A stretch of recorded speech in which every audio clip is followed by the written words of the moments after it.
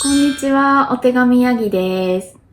今日は編み物道具の比較動画をお届けします。今回比較するのはこちら、ステンレス針2種類を比較したいと思います。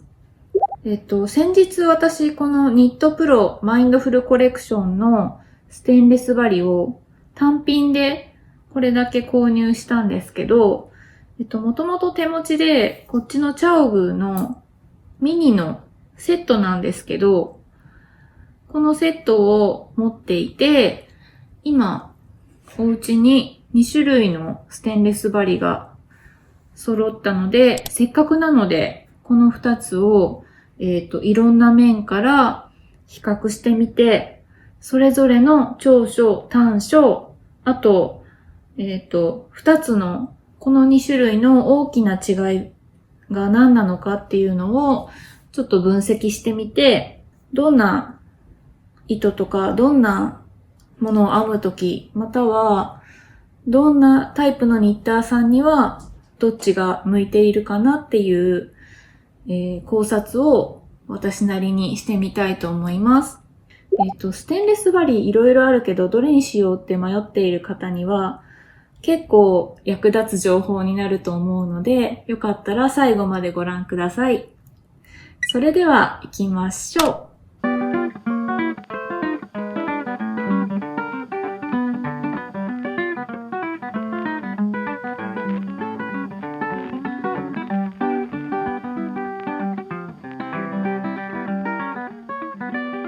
はい。じゃあ早速比較していこうと思うんですけど、その前にまずお断りしておきたいことがあって、この2種類比較するんですけど、全く同じ条件じゃないんですね。まずこちらのチャオグーの方は、このツイストレッドミニというセットで、このセットが 1.5mm から 2.5mm の5サイズのシャフトと、ケーブルがつなげた時に40センチ、60センチ、80センチになるケーブル3種類っていうセットのものになります。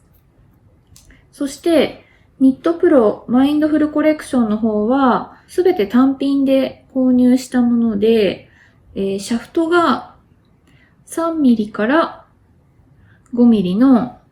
7種類と、あとケーブルは40センチ、60センチ、80センチつなげたときにその長さになるもの3種類を購入したものです。で、こちらの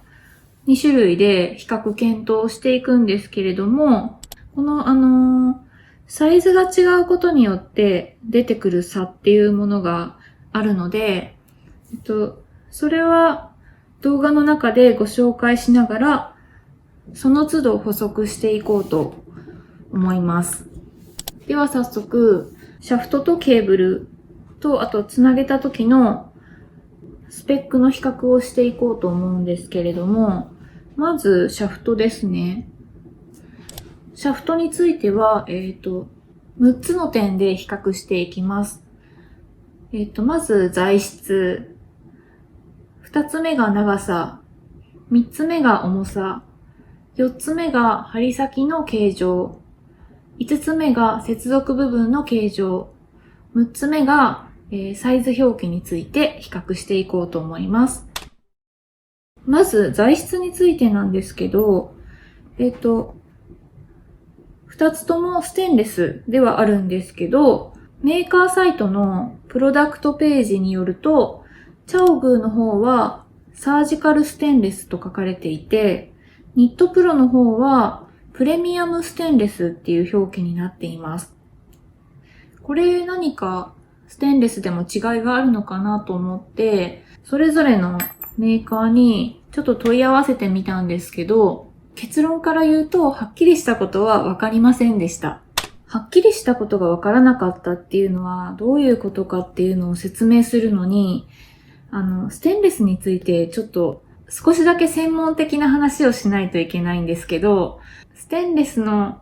専門的なことについて興味ないわって方は次のチャプターまで飛ばしてください。で、ステンレスの話なんですけど、ステンレスって一口に言っても、日本の規格ではいろいろ種類があって、アルファベットで SUS とそれに続く3桁の数字の規格名で分類されています。で、代表的なものが SAS300 系っていうのと SAS400 系っていうのがあります。で、その中でも一般的によく使われているのが SAS304 という規格のもので、ステンレスの中でも耐食性、錆びにくさに優れていて、家庭用とか工業用とかに広く使われています。この304をベースにいろんな金属の種類を添加したり、比率を変えたりすることで、強度とか錆びにくさなどにバリエーションを持たせた規格がいっぱい展開していて、それを総称して SAS300 系って言われています。に対して、もう一つ代表的な規格があって、それが SAS430 っていうものなんですけど、こちらは SAS300 系と比較すると、錆びにくさは若干劣るけど、価格が比較的安い。そのために、厨房用品とか、建築内装とか、自動車部品とか、ガス電気器具などの部品に広く使われているということなんですね。このSAS300 系と異なる点としては、ニッケルが含まれないことっていうのがあります。ステンレスの一般的な話をしたところで、チャオグーとマインドフルのステンレスの種類に話を戻すんですけれども、チャオグーの方がサージカルステンレスって書かれていて、日本ではサージカルステンレスと呼ばれているのは、SAS300 系の中の SAS316 っていうものに当たるんですね。で、それなのかなと思って、ウェブサイトから問い合わせてみたんですけど、はっきりした規格の情報は、ちょっと教えてもらえなかったんですね。どういう理由かはわかんないんですけど。ニットプロの方も問い合わせてみたんですけど、こちらもやっぱりはっきりしたことはわかりませんでした。なんですけど、ニットプロの方はメーカーサイトの FAQ にステンレス針についての情報が載っていたので、それを参考にすると、ニットプロで取り扱っているステンレス針には、すべてニッケルが含まれないっていう風に書いてあったんですね。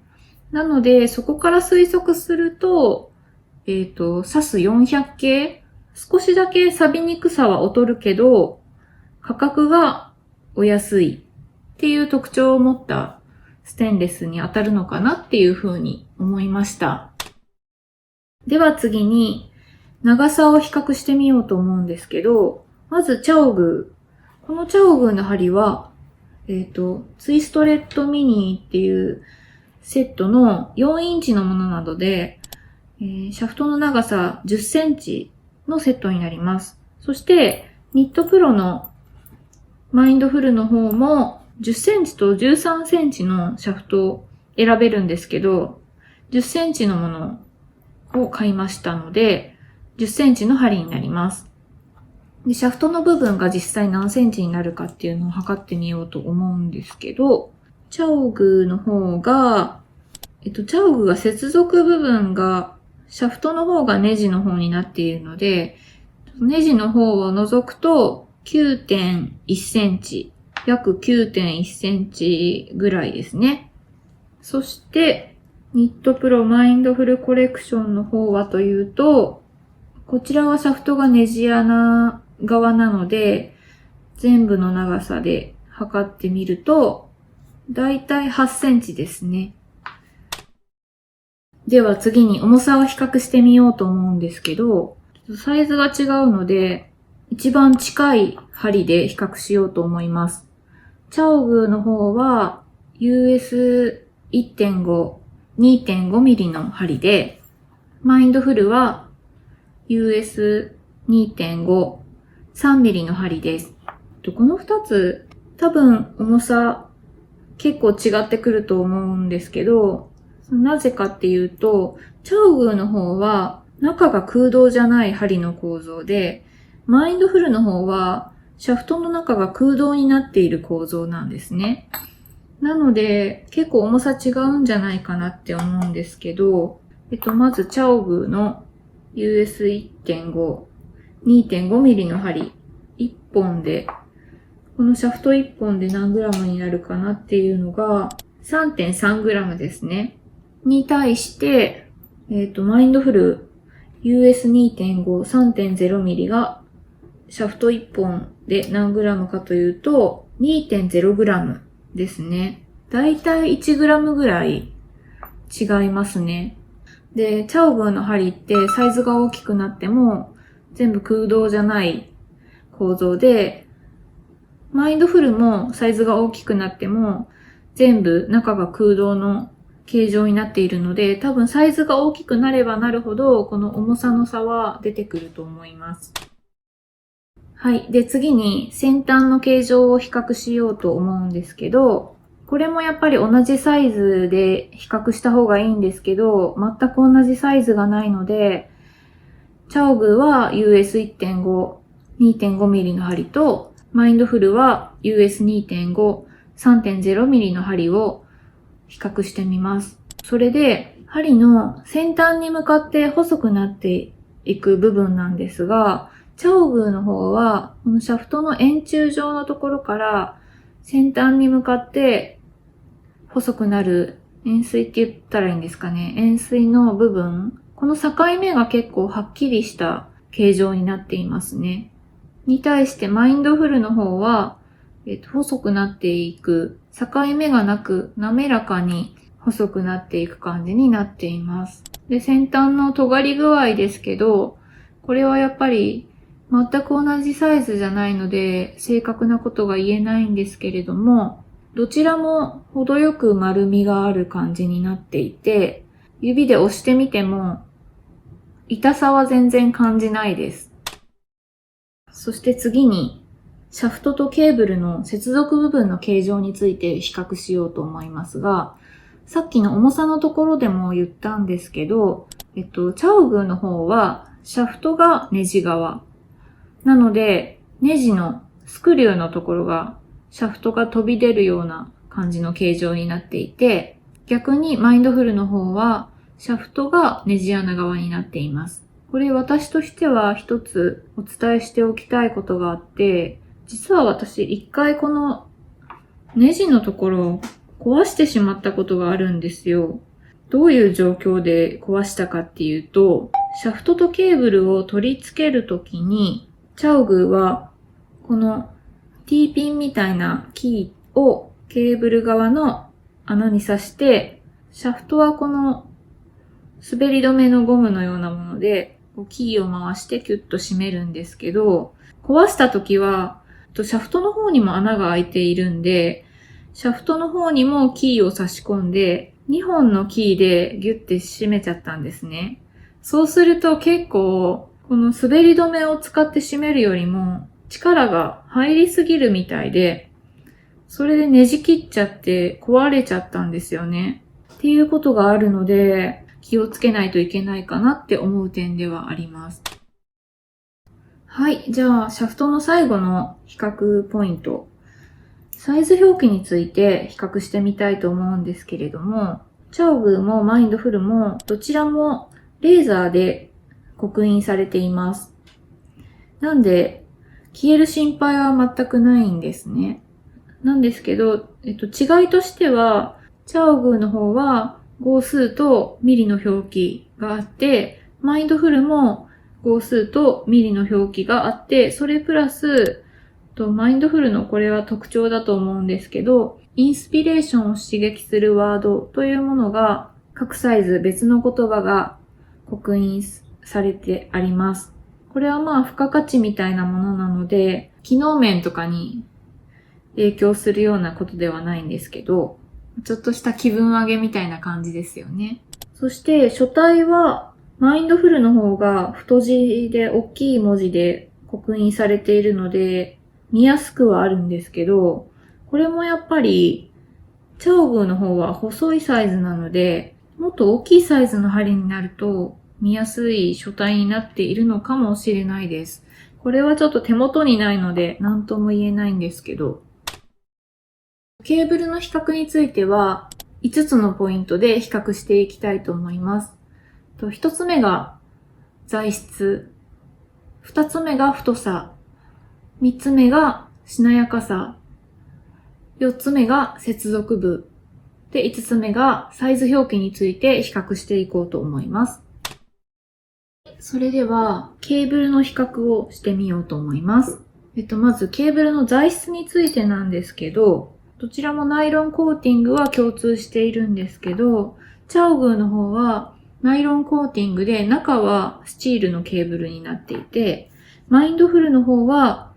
中がステンレスのケーブルっていう違いがあります。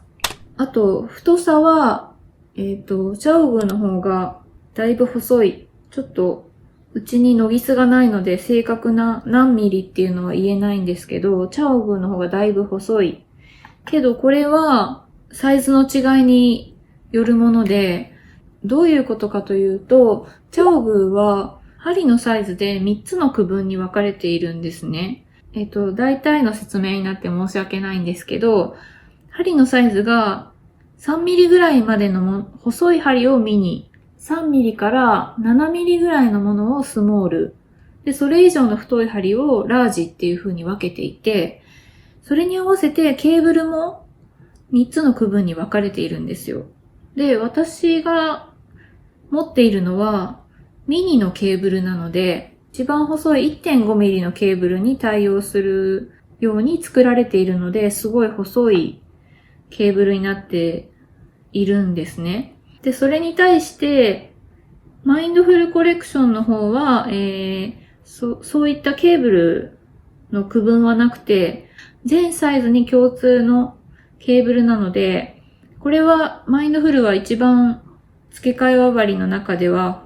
一番細いサイズが3ミリで、その3ミリのケーブルに合うように作られたケーブルなので、どうしてもそのチャオグーのミニに対応するケーブルと比較すると、こちらがだいぶ太いように感じるんですけど、ちょっとおそらくの話になって申し訳ないんですけど、チャオグーのスモールのシリーズだと、だいたいニットプロのサイズのレンジと同じぐらいで、多分ですけど、チャオグーのスモールに対応するケーブルだと、同じぐらいの太さになるんじゃないかなって思ってます。なので、この太さの比較はちょっとね、私が持っているケーブルで2種類を比較するのは、ちょっと的外れになっちゃうかもしれないんですけど。はい。で、比較ポイントの3つ目のしなやかさなんですけど、これもやっぱり太さの比較と同じで、この2種類で比較するのはちょっと的外れかもしれないんですけど、一応比較してみると、どちらもマジックループなんかの操作を想定して曲げてみた感じ、どちらも同じぐらいしなやかに曲がって、使いにくさを感じることはないかなっていう感じですね。ただ、チャオグーのケーブルの方が細いので、やっぱ柔らかさは感じます。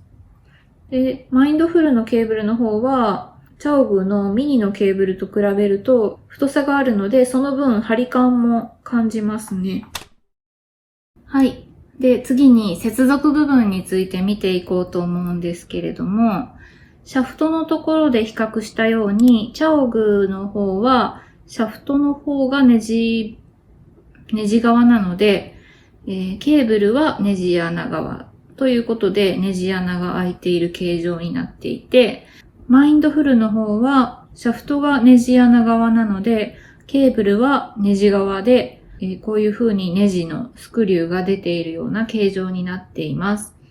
そして何より大きな違いは、チャオグーのケーブルは固定式で動かないのに対して、マインドフルのケーブルは回転式でこういう風にケーブルと接続部分の金属パーツとの間がこういう風にくるくる回転するような仕組みになっています。で、次はサイズ表記を見ていこうと思うんですが、チャオグーのミニのケーブルは細すぎるので、サイズを表記できる場所がないみたいですね。なので、サイズ表記はされていません。対して、マインドフルの方は、ケーブルのナイロンコーティングの部分に黒文字で長さがセンチメートルの表記とインチの表記があって、回転式っていう意味のスイベルコードという印字がされています。で、これもまたやっぱり、チャオグのスモールのサイズ以上のケーブルになると、太さがあるので、サイズ表記が、ウェブサイトを見ると、接続の金属部分にサイズ表記がされているみたいですね。はい。では、次は実際に使う時のように、ケーブルとシャフトを接続して、使用感などを比較してみようと思うんですけど、比較する項目は3つあって、1つ目が長さ、2つ目がシャフトの滑り具合、3つ目が接続部の引っかかりについて比較していこうと思います。今、私の手元にあるのは、チャオグもマインドフルもシャフトをくっつけた時に40センチになるものと60センチになるものと80センチになるタイプのケーブル、3種類のケーブルがあります。実際にくっつけて長さを見ていこうと思うんですけど、まずは接続すると40センチの輪針になるという仕様のケーブルをくっつけて長さを見ていきます。まず、チャオグーの方が 40.4 センチですね。そして、マインドフルの方が 40.6 センチですね。で、シャフトの長さを比較したときに、長さ違ってたのになんでくっつけたら同じぐらいの長さになるのって思うかもしれないんですけど、これはどういうことかというと、チャオグとマインドフルのケーブルのシャフトと接続する金属パーツの部分が、チャオグの方が少し短くて、マインドフルの方がチャオグより少し長い設計になっているんですね。なので、シャフトだけで長さを測ると、マインドフルの方が約1センチぐらい短かったと思うんですけど、ケーブルと接続すると、その接続部の金属パーツと一体になって、どちらも最終的には10センチぐらいの長さになるっていう仕組みになっているんですね。なので、シャフト自体の長さが違っていましたが、ケーブルと組み合わせることによって両方とも金属部分が同じぐらいの10センチぐらいの長さになって、ケーブルと合わせて40センチぐらいの長さになっているということなんですね。はい。では、シャフトと組み合わせると60センチになるタイプのケーブルと接続した時の輪針の長さ。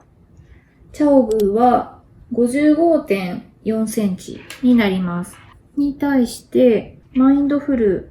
の方は 55.8 センチになりました。あれ ?60 センチじゃないじゃんって思うじゃないですか。でもこれは、チャオグーもマインドフルもシャフトの長さに種類があって、今は10センチのシャフトをくっつけて測っているんですけど、13センチのシャフトをくっつけたときに60センチになりますよっていうことだと思います。ケーブルのみの長さで商品ページで確認してみると、チャオグが40センチの輪針になるタイプのケーブルが20センチ、60センチのタイプになるケーブルが35センチ、80センチの輪針になるタイプのものが55センチメートル。マインドフルもだいたい同じで、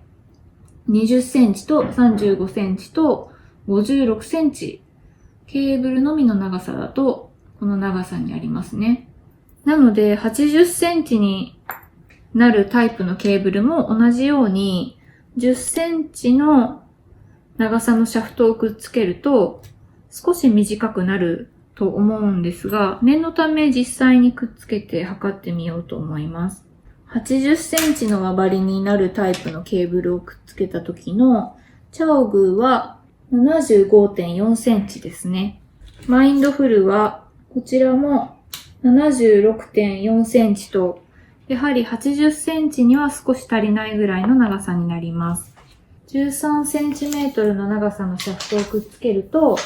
チャオグーもマインドフルもちゃんと80センチの輪針になります。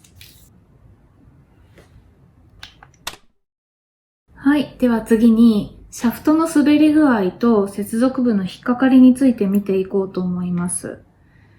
まずシャフトの滑り具合なんですけど、見た目的にチャオグーの針とマインドフルの針に表面加工なんかの違いはあまり感じられないんですよね。で、実際に毛糸の糸端を用意して、これを、ぐるぐる巻きつけて、目がかかっている時に近い状態にして、糸を滑らせてみると、チャオグーの方も、マインドフルの方も問題なく滑るんですけれども、理由はわからないんですが、若干マインドフルの方が、なんていうか、滑りにくいとまではいかないんですけど、ホールド感が少しあるように感じます。そして、接続部分の引っかかりについてなんですが、これも同じサイズの号数の針がないので、一番太さの近いチャオグーの 2.5 ミリの針と、マインドフルの3ミリの針とを比較してみるんですけど、チャオグーの方の針の接続部分の引っかかりは全くないと言っても過言ではないくらい、すごいスムーズです。そして、マインドフルの方はどうかというと、これも毛糸を巻きつけて、実際に目がかかっているのに近い状態にして見てみると、これも別に特に回転式と固定式っていう違いはあるものの、このケーブルのコーティングの部分と金属パーツの部分の境目で引っかかりを感じることはないんです。ただ、そこの部分よりも、シャフトとケーブルの接続部分で少し抵抗を感じますね。ただこれも、今この近いサイズで比較したときにそういった違いを感じるんですけど、これはちょっと説明が必要な部分で、今この形状を見てもらうと、チャオグーの方はシャフトからケーブルの接続部分にかけてちょっとすぼまって細くなっているのに対して、マインドフルは接続部分がシャフトの部分から接続部分にかけてまっすぐに伸びていることがわかると思います。なので、マインドフルの3ミリのシャフトだとずっと同じ長さなので接続部分を通るときにどうしてもこの金属の境目の部分で引っかかりを感じると思うんですけど、これはサイズが違うとチャオグーも同じことが起きて、どういうことかというと、今比較に使っているチャオグーの針はツイストレッドミニというセットで、シャフトのサイズが 1.5 ミリから 2.5 ミリまであるものなんですね。なので、付属しているケーブルは一番細い 1.5 ミリのシャフトに対応できるように作られたケーブルなので、一番細い 1.5 ミリのケーブルをくっつけると、このマインドフルの3ミリのケーブルをくっつけた時のように接続部分がシャフトとまっすぐにつながっている状態になるんですね。なので、この 1.5 ミリのシャフトの時だと、マインドフルの3ミリの時と同じように、やっぱり接続部分に若干の引っかかりを感じるような感じになってしまうんですね。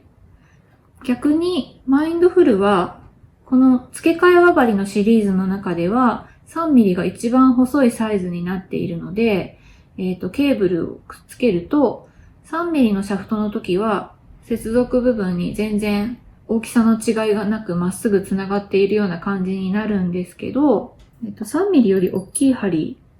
例えば私が今手元に持っている中で一番太い5ミリの針をつけると、こんな風に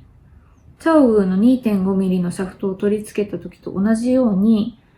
接続部分にかけてだんだんすぼまっていくような形状になっています。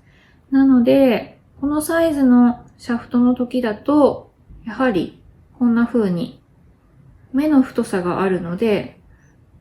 接続部分で引っかかりを感じることはないんですね。こういう違いがあるので、取り付けるサイズによって引っかかりの感じに違いが出るっていうのは、チャオグンもマインドフルも同じだなというふうに感じました。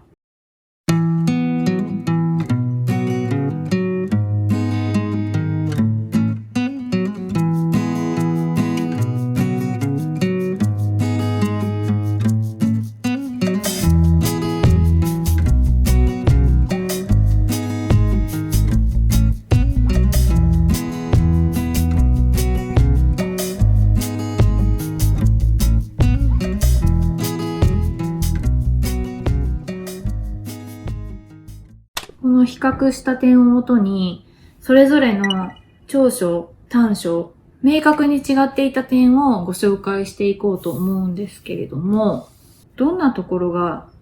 大きく違っていたかっていうところなんですけど、はっきりした違いを3点ご紹介しようと思います。まず、比較した点で言えたのが、シャフトの重さですね。マインドフルとチャオグーでは、シャフトの作りが、マインドフルが中が空洞になっているのに対して、チャオグーは、空洞じゃない作りなので、重さの違いが結構あるなと思いました。2点目は接続部の構造なんですけど、チャオグーはシャフトがネジ側であるのに対して、マインドフルはシャフトがネジ穴側っていうところが大きく違うんですけど、これは別に使いやすさとかに影響してくる部分ではないですね。ただ、マインドフルのこの作りは、リッケの針も同じなんですね。なので、リッケの針とかケーブルとかと組み合わせることができるっていう利点が一つ言えると思います。そして3つ目はサイズ展開。これはここまでご紹介したスペックの比較では導き出せることではないんですけど、チャオグンのウェブサイトでプロダクト情報を見ると、サイズ展開がすごい豊富なことに気づくんですね。特に細いサイズが充実していて、マインドフルでは付け替え輪針が一番細いサイズで3ミリまで。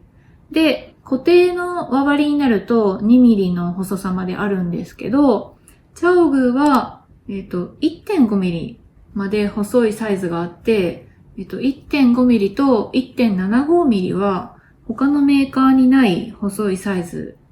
なんですね。なのでそこが1点すごい特徴だと思います。じゃあ次にそれぞれの長所と短所についてご紹介しようと思うんですけど、これは私の個人的な見解なので、人それぞれ考え方違うと思うんですけど、私が考えるチャオグの長所としては4つあって、まず1点目が、さっきもご紹介した、やっぱり細い号数のサイズが揃っているっていうのが、一つ大きな長所だと思います。で、2つ目が、これはミニのケーブルでしか確かめてないことではあるんですけど、ケーブルが細くて柔らかいので、小回りが効いてマジックループがしやすいのかなっていう風に感じました。で、3つ目が、ケーブルが固定式ということで、接続部の引っかかりが全然なくて、スムーズっていうところがあると思います。あと4点目が、シャフトの滑りがいいっていうところですね。次にマインドフルについて私がいいなと思った点が4つあって、1つはデザイン性が高いっていうこと。これはシャフトにインスピレーションを刺激する言葉が印字されているだとか、ケーブルの色とキーとか付属品のストッパーとかの色を合わせてあったりとかする点に、デザインに気を配っているなっていうところが見えたので、デザイン性の高さがいいなと思いました。そして2つ目が、ケーブルが回転式でねじれにくくて、シャフトが外れる心配がないっていうことですね。回転式のケーブルはチャオグーにもあるんですけど、セット購入を考えている方にとっては、チャオグーはセットで回転式のケーブルが付属しているシリーズがないので、ちょっとマインドフルのいい点としてこれを挙げさせていただきました。そして3つ目が、サイズが見分けやすい。チャオグもマインドフルも、サイズ表記がレーザーの刻印で消える心配がないっていうのは共通しているんですけど、マインドフルの方が書体が太字になっていて、見分けやすいっていうのがよりいいなって思った点だったので、長所として紹介させてもらいました。で、4点目が、シャフトが程よくホールド感があって、編み地がすっぽ抜けにくい。チャオグーの針の方が滑りやすいっていう風に言ったんですけど、滑りにくいから良くないっていう意味ではないと私は思ったんですね。例えば私は手が緩めで、編み地が大きくて重たくなってきたりとかすると、結構手を離した弾みで、スルって抜けちゃったりすることがあるんで、程よくホールド感があるのは欠点ではないのかなっていうふうに思いました。それぞれの短所なんですけど、正直言ってちょっとこれは問題あるなって思うほどの短所はないんですよね。なんですけど、強いてあげるとしたらっていう感じで、それぞれ1点ずつあげさせてもらうと、まずチャオグーはステンレスの詳しい種類がわからないっていうことなんですよね。別に編み物で使うっていう用途で考えると、そんなにステンレスの種類で差が出るっていうことはないんですけど、やっぱりチャオグーは他のステンレス針と比べて若干価格が高めの設定なので、その差がどういう理由によるものなのかっていうのは私的にはもうちょっと詳しく知りたかったなっていうのがあって、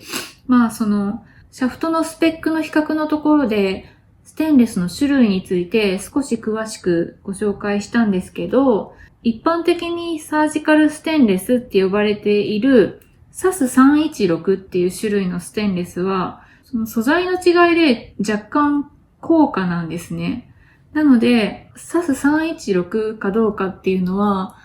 はっきりさせたかったなって思った点だったので、ちょっと短所としてそこは強いてあげてみました。はい。で、マインドフルの短所についてなんですけど、こっちも強いてあげればなんですけど、もしかしたら製品の合格基準が甘いのかなって感じる点があったので、そこをあげたいと思うんですけど、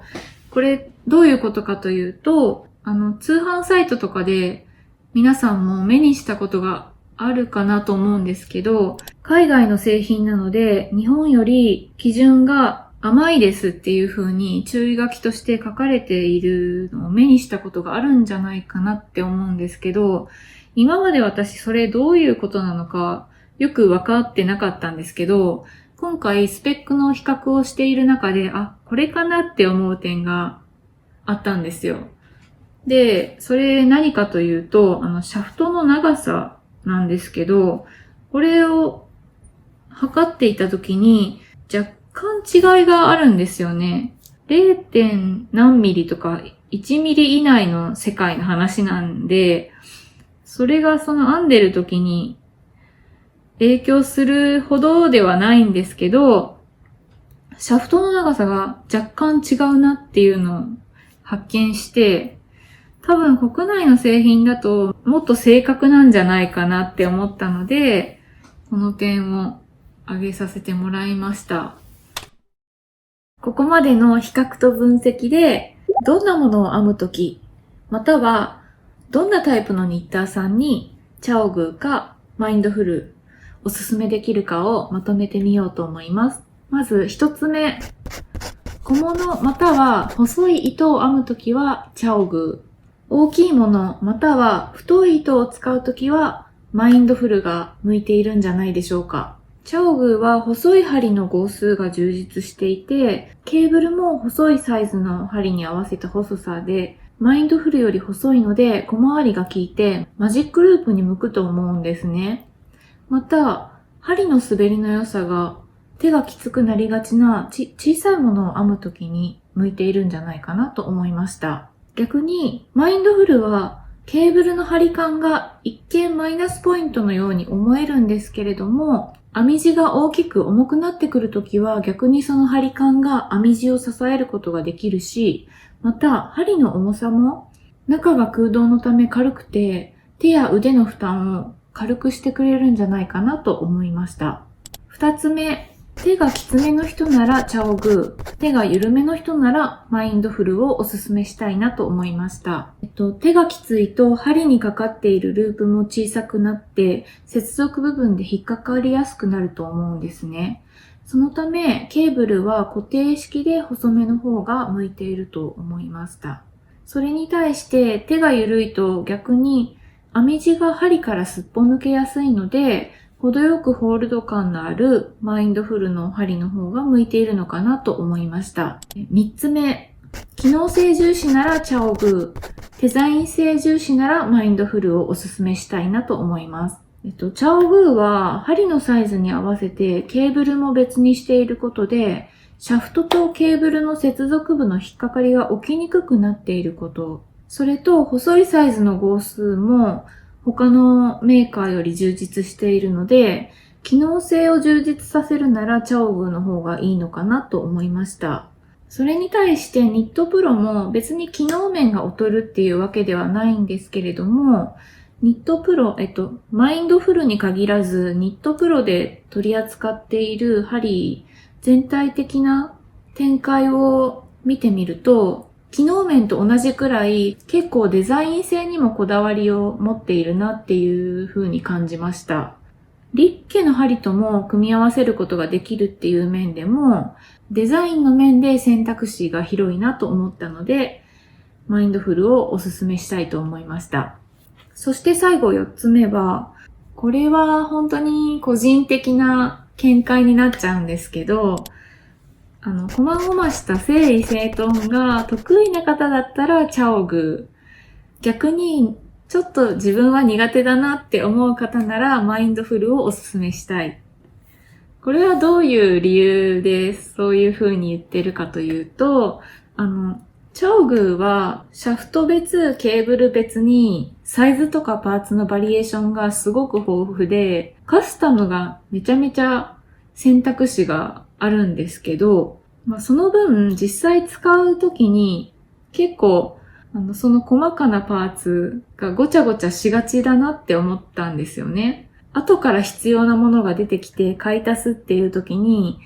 今自分はどのパーツを持っているのかっていうのをきちんと把握しておかないと重複して買っちゃったりしそうな気がしたんですよね。なので、そういう細かいパーツをきちんと整理整頓できるよっていう方には、チャオグーはすごいいいなって思ったんですけど、私もそうなんですけど、なんかこういう小さいものの整理整頓が苦手だと、実際使うときには、やっぱちょっとあたふたしちゃうかなっていうか、っていうのがあって、マインドフルは結構商品ページもシンプルなので選びやすいなって直感的に感じた部分があって、そんな風な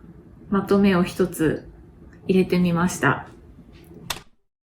はい。というわけで今回の動画はチャオグーとニットプロマインドフルコレクションの2種類のステンレス針を比較して、どんなシーン、またはどんなタイプのニッターさんにどっちの針が向いてるかなっていうのを考えてみましたが、いかがでしたでしょうか？もしこの2種類で迷っている方がいらっしゃったら参考になれば幸いです。ちなみにですね、ステンレス針の比較動画って YouTube で検索すると結構出てくるんですけど、その中でもニンブーニードルズさんっていう海外の YouTuber さんが出してる、同じチャオグーとマインドフルコレクションの比較動画がすごいわかりやすかったので、これも参考になるんじゃないかなと思ったので、概要欄の方に載せておこうと思います。今回も最後まで見ていただきありがとうございました。この動画が少しでも役に立ったなって思われたら、ぜひグッドボタン、チャンネル登録をよろしくお願いします。またコメントもお待ちしております。それではまた次の動画でお会いしましょう。さようなら。こっちのニットプルこちらのニットプロマインドフロ